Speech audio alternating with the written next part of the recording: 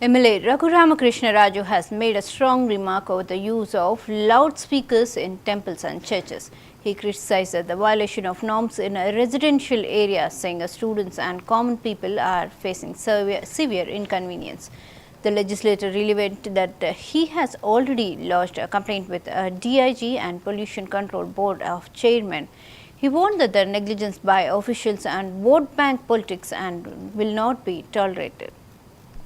Raju also made a sensational comment on Dalit Christians' reservations, speaking that the political debate, his statements have drawn attention to the both noises and pollution concern and sensitive reservation issues.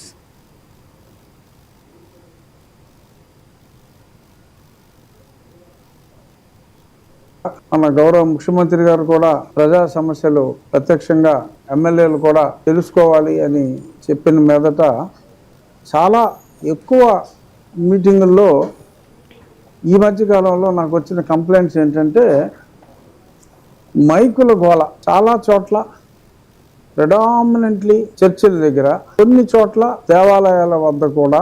మనకి పెద్ద మసీదులు ఈ సమస్య లేదు, ఎందుకంటే ముస్లిం సోదరులు ఉండదే చాలా తక్కువ. సో ఎక్కువగా చర్చిలు అక్కడక్కడ, ఎందుకంటే 90% దేవాలయాల్లో మైకులు ఆల్రెడీ లేవట, బట్ కొన్ని చోట్ల ఉన్నాయి.